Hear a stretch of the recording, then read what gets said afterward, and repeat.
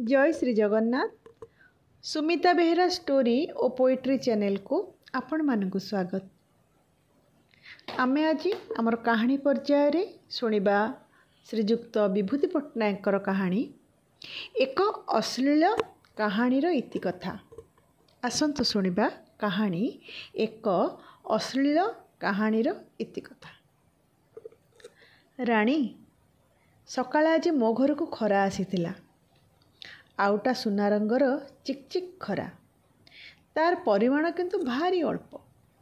छोट झरकार से रेलिंग डेई डेई गोपन प्रेमिक भली से खरार फड़क केतोटी प्रथमे आसी घुमई पड़िथिला मो बिछଣା चादर उपरे। मु हठात ताकू निदर उठी देखी नहीं। प्रातः काम सारी अनेक समय पर देखिले सुना फूल भली किछि जिनिस पड़िछि मो बिछଣା उपरे। प्रथमे धारणा होइतिला बोधुए हलदिया रंग कनियर पाखुड़ा केतोटी खसी पड़ी। आम बगीचारे गोटे बड़ कनियर गछ अछि ना। बासी सेज उपरे कनियर फूल पाखुड़ा कथा स्मरण करी मु भारी खुशी होइतिली। छोट छुआंक भली निर्बोध मन ने गोटे आनिबाकू जाइतिली से कनियर पाखुड़ा केतेटाकू, किंतु कल्पना को जाई छुईदेला मात्रे ताहा वास्तव होइगला। कनियर फूल होइगला कଅଁଳ खरा। खरा को देखी मोर कि आनंद। अथच केते खरा को आगे धान बिलरे दिन दिन धरी आमे अजथारे खर्चन करिछु। से बटा हलदी रंगर खरा केते चेना को मु निज डाहाण हाथ पापुली रे प्रथमे धरिली। खराटा भारी डाणी। सांगे सांगे बिछଣା चादर उपरे पापुलीटा रखिदेवा मात्रे ताहा मो पापुली उपर को डेई पड़िला। अनेक समय धरी पापुलीर तोक उपरे से नम्र उज्जवल खरा को मु अनुभव करथिली। छोट शिशुर अधर दंशन भली से खराटा कि मृदु मधुर। किंतु 2 घंटा परे आसी देखिली खरार से उज्जवल फड़क केतोटी राति शेष लंपट नागर भली लुचि कुआड़े पलैछि। अंधकार कला छाई सारा कक्ष को पक्ष गोड़ाई रखिछि।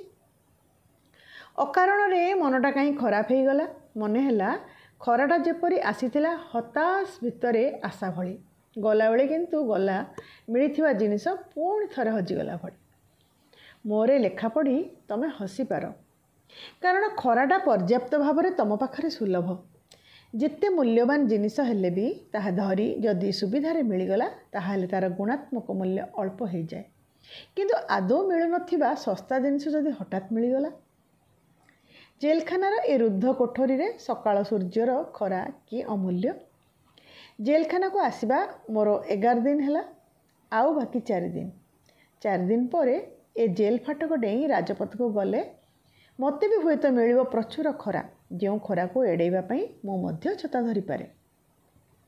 केवल खरा को एड़ेइबा पई नुहे, जीवनर सबु किछि अस्वाभाविकता को एड़ेइबा पई छता भली किछि गोटिए ओढुआळ लोड़ा।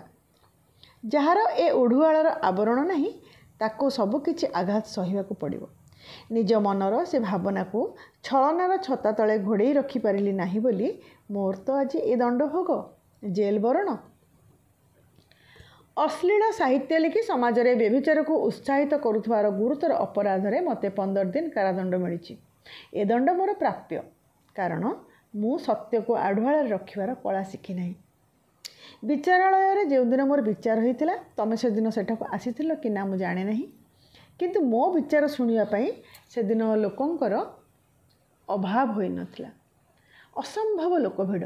से भिड़ भितरे मो लेखार अनेक भक्त आउ अनेक निंदुक आसी ठूल होइतिले। तिल धारण करने भी सेठारे स्थान नथिला। नग्न साहित्य लिखिबा अपराध रे अभियुक्त आसामीर विचार हेबा बोधुए आम प्रदेश विचारालय रे ताहा प्रथम। विचारपति सरकारी वकिलंक जुक्ति शुणिबा परे मो मुह को चाहि रहितिले। मु केवल संक्षेप कही सत्य शिव सुंदर को प्रकाश करने जदि साहित्यिकर धर्म हुए ताहा हेले अपराधी बोली मु निजको केबे स्वीकार करी नहीं। समाजर नग्न सत्य को प्रकाश करी मु साहित्यर धर्म रक्षा करिछि। सरकारी वकील जुक्ति कले जहाँ सत्य ताहा मध्य सुंदर हेबा उचित। असुंदर सत्य प्रकाश करिबा साहित्यर धर्म होई पारे, किंतु समाज पक्षर ताहा अशुभ। एभली सत्य को आईन कदापि सह्य करिबो नाही। लेखक निज उपन्यास जो नायिकार वर्णना करछंती से सम्भ्रांत कूलर बधू। निज स्वामी पदोन्नति आ राजनैतिक स्वार्थ पर से व्यभिचार अतल गह्वर को अवतरण करगले एभली धारणा कदापि सुरुचिर प्रचार करूना। सांप्रतिक समाज व्यवस्था विरुद्ध में यह एक हीन षड्यंत्र। आईन दृष्टि रे यह अक्षमणीय। विचारपति तापर चाहिए जूरी मान आड़ को। जूरीर आसन में आम प्रदेशर विशिष्ट सम्मानित साहित्यिकगण बसते। आशा करुली से हुए तो साहित्यिकर मर्मवेदना बुझे, किंतु सेमानक मध्यरु जड़े विशिष्ट समालोचक मंतव्य देले एक आभिजात्य संपन्न परिवार गृहबधू एते निम्न स्तर को जीव, यह आम भारतीय संस्कृतिर विरोधी। आधुनिक साहित्य रचना नाम एक विकृत रुचिर सूचना। तापर घटना मु अनुमान करुथली कारादंड निश्चित। विचारपति घोषणा कले साहित्य रे संस्कृति विरोधी भावर प्रचार पाई मते 15 दिन कारादंड। कारादंडर समय अल्प है कारण मोर से अश्लील उपन्यासटी एक विशिष्ट साहित्य पत्रिका प्रकाश पाई। दुख शोकरी नुहे लज्जा अपमान रे मुह मोर कला पड़ जाइथिला। राणी मो उपन्यासर नायिका जदि आभिजात्य संपन्न परिवार गृहबधू न होई कंध परजा किंबा हरिजन घर तिरिला होई व्यभिचार करिथांता तेबे से व्यभिचार चित्र साहित्य एक नूतन क्लासिक चरित्रर मर्यादा लाभ करिथांता। किंतु गोटे आभिजात्य संपन्न परिवार गृहबधू व्यभिचारिणी हेबो यह आम संकीर्ण मध्यवित्त चिंताधारा पई एक विस्फोरक द्रव्य भली भयंकर। मध्यवित्त मनर से संकीर्णता को घोड़ाइबा पई संस्कृति रुचि सामाजिकतार अखंड अकाट्य युक्तिर अवतारणा। ठन ठन ठन शब्द शुभुची। जेलखानार पिटा घंटार शब्द। निश्चल रातिर अंधकार सत जेपरी एक निशब्द नीरवता भंग करी नूतन जंत्रणा को जन्म देइछि। राणी आज तुम्हें आज हठात तुम कथा मन पड़ुला। मोर अनुपस्थिति रे तमे कि जे विव्रत बोध मध्य गति करुथबो सेई कथा मु अनेक समय धरी भाबिछि। भाबिवा छड़ा एठारे आउ किछि काम नाही। जेलखानाटा सतरे भावुक मानकर एक विलास भूमि। केते नूतन चिंता नूतन साहित्य को एई जेलखाना जन्म न देइछि सते। तम कथाटा मु भाबुथिली अन्य दृष्टि। लेखक स्वामीर स्त्री हेबाठु बली चरम दुर्योगर कथा आउ किछि नाही नुहे। मोर ठीक मने अछि से दिन तम बांधवी इंजीनियर गृहिणी आसी पचारिले तमर से कौन करती कि ऑफिस बेला कौन तांकर होई नाही। तमे कुंठित कंठरे उत्तर देथिलो नाई से चाकरी करती नहीं से लेखक। लेखक हे माँ लेखक कौन पुणी गोटे काम। बांधवी तमर उत्तर देथिले लेखक जीवटी कौन तमें मध्य बुझाई न पारि चुप हो जाइथिलो। स्वामी तमर मंत्री नुहे पंचायत समिति चेयरमैन नुहे एमएलए नुहे डाक्तर इंजीनियर कंट्राक्टर अध्यापक किछि नुहे केवल जड़े लेखक। इंजीनियर गृहिणी चिठी लिखा छड़ा आउ बोध किछि लिखती नहीं। लेखक वस्तुटा तांको पई सेति लगी एक अबोध्य लैटिन शब्द। आज तमर बांधवी माने पचारुथिबे बरतर जेल को जाइछंती कौन काहाटू लांच नहीं कि सेल टैक्स खाता दुईटा करथिलो कि औषध साथी भेजाल मिसौथिलो कि तमें तटस्थ हो जाउथबो उत्तर देउथबो ना ना से चोर नुहंती ठक नुहंती से केवल खंडे उपन्यास लिखिथिले जहाँ विचारकों आखिरे अश्लील मन है। तम उत्तर शुणी तुम बंधु मैंने तुम हो हो हसुवे से हसर आवाज मो कान भी अजाड़ी हो पड़ुछि कारण जेलखाना रे मु भी सही हस शुणी। दुई जण अन्य सेल्र कैदी आज आसी मो पाखु से पचारे मोर अपराधर कारण। उत्तरटा शुणी हास परिहासर से फाटी पड़े। अश्लील लेखापाई जेल दंड कथाटा से आदौ विश्वास करिया को राजी हेले नहीं। दंड विधान आईन रे अश्लील रचना जे एक अपराध यह से कल्पनार बाहर। से कैदी मान भितर जड़े कहला मते कहीं दंड होईची जान बाबू। मु कहली जाने तमें डाक बंगलार जमादार थी जड़े साहेब पकेटू टंका चोरी कर। कैदी जनक चित्कार कर उठिला मिछ मिछ बाबू 12 बरस काल मुझे डाक बंगला जगिची केते साहिब हाकिम हुकुमा आसचंती जाइचंती मु काहारी दरब को लोभ करी नहीं। थरे जड़े गोरा साहेब गोटे सुना घंटा छाड़ी जाइथिले हाथरू मटर खर्च करी तांको कोठरे जाई से घंटा मु फेरस्त दे आसची। अबाक कंठरे मु पचारली निर्दोषरे ताहले तुमको जेल दंड होईची। से प्रतिवाद कला कहला मु निर्दोष नुहे बाबू मु महादोषी से दोष तुलन ए दंड सामान्य। तापर से वर्णना कला तार अपराधर कहानी। केउ एक बात्या विक्षोभित झड़ रात्रि ता निर्जन डाक बंगलार अतिथि होते जड़े कला साहेब। निशार्दे साहेबर किराण आसी कहला, साहेब हठात असुस्थ हो पड़ते, शुश्रूषा जड़े नारी दरकार। साहेब टंका 10टा भी देइछंती। साहेब को असुस्थता कथा शुणी जमादार विचलित हो पड़ा। पाखर डाक्तरखाना नहीं, से पुणी प्रबल झड़र झंकार। शंकित कंठरे सी पचारा, साहेब को हठात देह कौन है बाबू?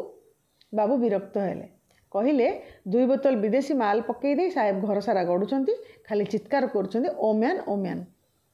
किराणी बाबू कथाटा कही सारी ढोक गिले। तापर पुणी चापा कंठरे कहले, ओ म्यान नहले साहेबंकर रोग भल हेब नहीं जमादार। एत राति मुझे दुर्लभ पदार्थ केउठू बा संग्रह करी, ता नहले मो चाकरी खंडिक हाथ छड़ा हो। तम घर तो जड़े ओम्यान अच्छी जमादार। साहेब को आखि सेठारे पड़ी। घर पदार्थ छाड़ी तमे पदाओ कहीं जीव, नियो ए 10 टंका 10टा। कहानीटा अधा रखी कैदी चुप हो गला। मु तो आखि कोणरे देखिली वज्र विद्युतर लास्य लीला।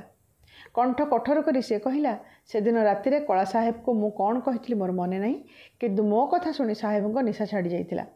गुरुजन मानक जो भाषा कहवा अन्याय, संभवतः मु सेही सब भाषा प्रयोग करथिली। ता परदिन सकाळु चोरी अभियोग में गिरफ हेली। जेल घंटा बाजिला। कैदी 2 जण निज सेल को फेरीगले। मो आखिर किंतु तंद्रार जड़ता कटिगला। रात्रि रे आउ सुनिद्रा होई नहीं। मोर भारी इच्छा डाक बंगलार से जमादार को नहीं मु गोटे गल्प लिखती, किंतु राणी से भी से विभत्स अश्लीलतार संभावना। से गल्पटी नुहे, से गल्पटी बाहर पर ए क्षयव्राधिग्रस्त समाज जीवन में जदि एक प्रचंड आघातर धक्का लगे। राणी से दिन ओडिशार जड़े विशिष्ट समालोचक कहते, आपणक उपन्यासर नायिका एते नग्न, छी छी, आउ केते गज कना आपन को मिलिला नहीं, केते बा खर्च। से कना केते गज जदि आपण ता देहरे गुड़े दी थांते, ताहाले आपन को उपन्यासटा कि उच्चकोटर होई न थांता। साधारणतः मु एभली प्रश्नर उत्तर दिए नहीं, किंतु समालोचकों को मु से दिन उत्तर देइथिली। कहिथिली, गरीब, अति गरीब घर झील से, चिराफुटा लुगा गामुछा छड़ा ताको पिंधिबा को किछि मिले नहीं। लुगा दर तो देखुचंती, भल शाढ़ी खंडे पाई ताको केउठिक पठै थांते। कहले, गरीब गरीब मूलिया घर झील, खाद्यर तार निश्चय प्रचुर खाद्यसार अभाव। ताहाले ता देहरे आपण एते रूपर विन्यास देले कहीं? उपयुक्त खाद्यसार बिना देहर अरण्य रे एते रूपर फूल कौन फुटे? आ जदि बा ताकू एते रूपवती कले, ताहाले शाढ़ी केते खंड देबाको कौन ए राम राज्य रे जणे केही व्यक्ति मिलले नहीं? एमिति समाज रे एते लोकंक आगरे नग्न होई बुलिवा अपेक्षा ताहा करिथिले होयतो मात्र जणे दानी पुरुष आगरे ताको नग्न हेबाको पड़ी थांते। एथर समालोचकों को विद्रूप कर सुजोग आसला मोर। मु शाणित कंठरे कहली, यह आपणक पई एक दुर्भाग्यजनक सत्य। जो धनी घर झील मैंने बेसी खाद्यसार खाती, सेमानक अपेक्षा अखाद्य खाऊथुवा गरीब घर झील मान देहरे रूपर ए रक्ताभा बेसी उज्जवल। आ मो उपन्यासर नायिका जदि निज यौवन को गोपन करने कौन बदान्य महापुरुषों पाखे अंजलिपाती भिक्षा न मागिची, से मोर दुख नहीं। जो समाज ताको बंचार सर्वनिम्न पदार्थ जोगे न पारिला, से समाज जदि तार अनावृत तनुरेखा देखि ध्वंस हो जाए, ताहेले जाई आउ एक नुआ समाज गढ़ा जाई परिबो। कथा कहला बेले मु बोधुए ईषत उत्तेजित होई पतिली। समालोचक आ वाक्य व्यय न करी मंतव्य देले, अनार्किस्ट, घोर नैराज्यवादी, यही माने साहित्य लिखि समाजटा को ध्वंस करदेले। राणी आम देश में से विशिष्ट साहित्य समालोचकों से आक्षेपोक्ति शुणी मोर मन होता सते जमिति एक रक्षणशील वृद्ध धर्मयाजक जड़े नूतन समाज संस्कार उपर अग्निवर्षा अभिशाप अजाड़ी देछि। आज काराकक्षर ए अंधकार से कथा मन पड़ा, कारण डाकबंगला जमादार से करुण कहानी एबे सुद्धा मो मनर समुद्र रे घृणार तरंग तोड़ुछि। आमर ए समाज पतनर अतल गह्वर को कि द्रुत गति ओह्लई जाउछि सते। आ से पतनोन्मुखी समाजर चित्र को साहित्य प्रतिफलित करने को गले से साहित्य यदि अश्लील है से कौन साहित्यिक दायी। आज आउ जड़े कैदीर कहानी शुणिली। काल्पनिक कहानीटारू कि निदारुण सत्य कि आश्चर्य भाव में चित्ताकर्षक। राणी कैदी जनक कथा कहवा बेले आदौ विचलित हो नाला। ता कंठरे नथिला जड़ता, ता भाषारे नथिला आर्द्रता, अथच ता विरुद्ध रे अभियोग अति गुरुतर। निजर 5 वर्षर पुत्र को स्वहस्तर हत्या कर से निजे आत्महत्या करने को चेष्टा करुला। मु पचारिली, ପୁଅ ତଣ୍ଟି ଚିପି ଦେବାକୁ ତୁମ ହାତ ଉଠିଲା? ଆଙ୍ଗୁଳି ଗୁଡ଼ାକ ସବୁ ଛିଡ଼ି ପଡ଼ିଲା ନାହିଁ? କଏଦୀ ଜଣକ ମୋ କଥା ଶୁଣି ହସିଲା। କହିଲା, ନିଜ ହାତରେ ମୁଁ ଗୋଟିଏ ଚଢ଼େଇ ବି କେବେ ମାରିନାହିଁ, ଅଥଚ 5 ବର୍ଷର ଏ ପିଲାଟାକୁ ମାରିବାକୁ ହାତରେ ଏତେ ବଳ କୁଆଡ଼ୁ ଆସିଲା ମୁଁ ନିଜେ ଜାଣେ ନାହିଁ। ମୁଁ ପଚାରିଲି, ତମର ଆଉ କେତେ ପୁଅ? 7। 8ମ ଶିଶୁକୁ ଜନ୍ମ ଦେଇ ମା ତା'ର ଆଖି ବୁଜିଦେଲା। ଜନ୍ମ କରିସାରିବା ପରେ ନିମୋନିଆ ରୋଗ, ପଥି ପାଇଲା ନାହିଁ, ଔଷଧ ତ ଦୂରର କଥା। କଏଦୀ ଜଣକ ନିର୍ଲିପ୍ତ କଣ୍ଠରେ ଉତ୍ତର ଦେଲା। ମୁଁ ପଚାରିଲି, ତମର ସମ୍ପତ୍ତି ବାଡ଼ି? ସେ ଉତ୍ତର ଦେଇଥିଲା, କିଛି ନାହିଁ, ମୂଲ ଲାଗି ଚଳେ। ସ୍ତ୍ରୀ ମଲା ପରେ ମୁଁ ବି ବେମାର ପଡ଼ିଲି, କାମଧନ୍ଦା ବନ୍ଦ, ପିଲାଏ ଖାଇବାକୁ ପାଇଲେ ନାହିଁ। ସକାଳୁ କାଉ କାଉ କଲେ ଭୋକ ଭୋକ। ଯେଉଁ ପୁଅଟା ମଲା ସେ ସବୁଠୁ ବେଶୀ ପାଟି କରେ। ଦିନ ଦିନ ଧରି ଅଖିଆ ରହିବା ପରେ ବି ଭୋକ ଭୋକ ବୋଲି ପାଟି କରିବାକୁ ତା'ର ଏତେ ଶକ୍ତି ଆସେ କୁଆଡ଼ୁ କେଜାଣି। ସେଦିନ ଆଉ ମୁଁ ସହିପାରିଲି ନାହିଁ, ସବୁଦିନ ପାଇଁ ତା ପାଟି ବନ୍ଦ କରିଦେଲି। କଥାଟା କହି ଛାତିରେ ହାତ ରଖିଥିଲା କଏଦୀ ଜଣକ। ହୁଏତ ନିଶ୍ୱାସ ନେବାର ତାକୁ କଷ୍ଟ ବୋଧ ହେଉଥିଲା। ମୁଁ ବି ତାକୁ ଆଉ କିଛି ପ୍ରଶ୍ନ କରିପାରିନଥିଲି। ବେଦନାର ଏକ ବ୍ୟାକୁଳ ମୂର୍ଚ୍ଛନା ମନକୁ ମୋର ସକରୁଣ କରିଦେଇଥିଲା। କିନ୍ତୁ ତାପରର ଅସମ୍ପୂର୍ଣ୍ଣ କାହାଣୀଟି ସେ ନିଜେ ପୁଣି ଆରମ୍ଭ କଲା। ବାବୁ, ପିଲାଟା ମଲା ପରେ ତା ମୁହଁଟା କି କଦର୍ଯ୍ୟ ହୋଇଗଲା। ପାଟି ଭିତରୁ ଜିଭଟା ବାହାରକୁ ବାହାରି ଆସିଲା, ଆଉ ଆଖି ଟୋଳା ଦିଟା। ମୁଁ ସହିପାରିଲି ନାହିଁ, ଚିହ୍ନି ପାରିଲି ନାହିଁ, ଚାହିଁପାରିଲି ନାହିଁ। ଚେଷ୍ଟା କଲି ତାକୁ ନିଜକୁ ଖତମ କରିଦେବା ପାଇଁ, କିନ୍ତୁ ପାରିଲି କେଉଁଠି? ଜ୍ୟୋତିଷ ହାତ ଦେଖି ଠିକ୍ କହିଥିଲା, ମୋର ଘଣା ପିଲା ଯୋଗ ଅଛି। କଏଦୀ ଜଣକ ଚାଲିଗଲା ପରେ ବି ମୁଁ ନିଶ୍ଚିତରେ ଶୋଇପାରି ନାହିଁ। ମୋ କାନରେ ଶୁଭିଯାଉଛି 2ଟି ଅକ୍ଷର, ଭୋକ ଭୋକ। ଭୋକଠୁ ଭଳି ଅଶ୍ଳୀଳତା ଆଉ କ'ଣ ଅଛି? ନାରୀର ଅନାବୃତ ଦେହଠାରୁ କ'ଣ ଏ ନିଷ୍କରୁଣ କ୍ଷୁଧା, ଦାରିଦ୍ର୍ୟ ବେଶୀ ଅଶ୍ଳୀଳ ନୁହେଁ? ଅଥଚ ଏ ଦାରିଦ୍ର୍ୟ ଅଶ୍ଳୀଳତାର ପ୍ରତିରୋଧ କରିବା ପାଇଁ ଆମ ଆଇନ ଶାସ୍ତ୍ରରେ କି ବ୍ୟବସ୍ଥା ଅଛି କୁହ? ରାଣୀ, ଏ ଚମ୍ପା ରଙ୍ଗର ଖରାରେ ବିଚିତ୍ର ଏକ ଶକ୍ତି ଅଛି। ଏହାର ସ୍ପର୍ଶ ଦେହ ଓ ମନରୁ ଜଡ଼ତା କାଢ଼ି ନେଇ ନୂତନ ଶକ୍ତି ସଞ୍ଚାର କରେ। କାରାଗାରରେ କକ୍ଷରେ ହୁଏ, କିନ୍ତୁ ଏ ଖରା ଦୁର୍ଲଭ। କାଲି ମୋର ମୁକ୍ତି ଦିବସ। କାରାଗାରର ଦିନଗୁଡ଼ିକ ମୋର ଶେଷ ହୋଇ ଆସିଲା। ଏଥର ଖରାର ତେଜରୁ ଶକ୍ତି ଆହରଣ କରି ବାହାର ପୃଥିବୀରେ ମୁଁ ବେଶୀ ସତେଜ ହେବି। ସେଥିପାଇଁ ମୋର ଆନନ୍ଦିତ ହେବାର କଥା। କିନ୍ତୁ କାହିଁକି କେଜାଣି ଅହେତୁକ ଗ୍ଲାନିର ଜଡ଼ତାରେ ମୋର ବିଷର୍ଣ୍ଣ ହୋଇ ଉଠୁଛି ମନ। ଏ ଦିନ 15ଟାରେ ମୁଁ ଏହି କାରାଗାରକୁ ନିଜର ନିକଟାତ୍ମୀୟ ଭଳି ଭଲ ପାଇ ବସିଛି। ସେଥିପାଇଁ ଏଠାରୁ ମୁକ୍ତି ପାଇଯିବାର କଥା ଭାବିଲା ବେଳକୁ ଆତ୍ମୀୟ ବିଚ୍ଛେଦର ଶୋକ ମନକୁ ମୋର ଭାରାକ୍ରାନ୍ତ କରିଦେଉଛି। ଅସାମାଜିକ ପ୍ରବୃତ୍ତିକୁ ଦମନ କରିବା ପାଇଁ ସମାଜରେ କାରାଗାର କଳ୍ପନା କରାଯାଇଥିଲା। କିନ୍ତୁ ଆଜି ମୋର ମନେ ହେଉଛି ଆମ ବାହାରର ସମାଜ ଏକ ବିରାଟ କାରାଗାରରେ ପରିଣତ ହୋଇଛି। ଆଉ ଏ କାରାଗାର ହେଉଛି ଏକ ସଂକ୍ଷିପ୍ତ ସଭ୍ୟ ସମାଜ। କାରାଗାର ଭିତରେ ଦାରିଦ୍ର୍ୟ ନାହିଁ, ବ୍ୟଭିଚାର ନାହିଁ। ଏଠାରେ ଘଣା ପେଲିଲେ ଖାଇବାକୁ ମିଳେ, କିନ୍ତୁ ବାହାର ସମାଜର ଘଣା ନାହିଁ, ଖାଦ୍ୟ ବି ନାହିଁ। ଭାଗ୍ୟର କି ଭୀଷଣ ବିଡ଼ମ୍ବନା! ସତ୍ୟଶିବ ସୁନ୍ଦରକୁ ନେଇ କେବେ ଯଦି ସାହିତ୍ୟ ରଚନା କରାଯାଇପାରେ, ତେବେ ତାହା କେବଳ ସମ୍ଭବ ଏହି କାରାଗାର ମଧ୍ୟରେ। କାରଣ କାରାଗାର ଭିତରେ ସାମାଜିକ ନ୍ୟାୟ, ଅର୍ଥନୈତିକ ମମତାବୋଧ ଥାଏ ବେଶୀ। ଏଠାରେ ଶ୍ରେଣୀଭେଦ ନାହିଁ, ସମସ୍ତେ କଏଦୀ। ଆଲୋକ ଅନ୍ଧାର ଏଠାରେ ସମସ୍ତଙ୍କ ପାଇଁ ସମାନ।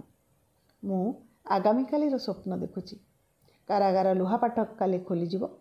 ଜେଲ୍ ଅଫିସର ଆସି ଅଭିବାଦନ ଜଣାଇ କହିବେ, ଆପଣଙ୍କ ମୁକ୍ତି ଆଦେଶନାମା ଆସିଯାଇଛି, ଆପଣ ମୁକ୍ତ। ତାପରେ ବ୍ୟଗ୍ର ପଦକ୍ଷେପରେ ମୁଁ ମୁକ୍ତିର ସେହି ମହାଦେଶକୁ ଆଗେଇ ଯିବି। ତମେ ହୁଏତ କୋହ ଉଛୁଳା ବୁକୁରେ ମୋତେ କରପ୍ସନ ପ୍ରଦାନ କରି ପାଛୋଟି ନେବ। ତାପରେ ମିଥ୍ୟା ଛଳନାରେ ଏ ଅବରୁଦ୍ଧ ସମାଜରେ ବସି ମୁଁ ଲେଖିବି ସତ୍ୟ ଶୁଭ୍ରତାର ସାହିତ୍ୟ। ଯଦି ଏ କଏଦୀର ପୁତ୍ରର ସେ ଚିତ୍କାର, ବାପା ଭୋକ ଭୋକ, ଆସି କାନରେ ଅଜାଡ଼ି ହୋଇ ପଡ଼େ, ତେବେ ମୁଁ ଲେଖିବି ଏସବୁ ମିଥ୍ୟା। ପ୍ରାଚୁର୍ଯ୍ୟର ଏ ମହାଦେଶରେ ଭୋକର ପ୍ରଶ୍ନ ନାହିଁ।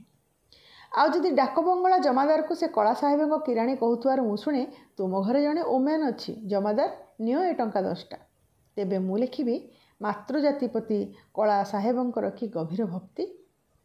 ତାହା ହେଲେ ହୁଏତ ଜୟଧ୍ୱନିରେ ସାହିତ୍ୟ ଏକାଡେମୀ କକ୍ଷ ପ୍ରକମ୍ପିତ ହେବ। କିଛି ପୁରସ୍କାର ମଧ୍ୟ ସେ ସତ୍ ସାହିତ୍ୟ ସୃଷ୍ଟି ପାଇଁ ମୋତେ ମିଳିଯାଇପାରେ। ଜଣେ ସତ୍ ସାହିତ୍ୟିକର ସ୍ତ୍ରୀ ଭାବରେ ତମକୁ ମଧ୍ୟ ସଭା ସମିତି ଉଦ୍ଘାଟନର ନିମନ୍ତ୍ରଣ ଆସିପାରେ।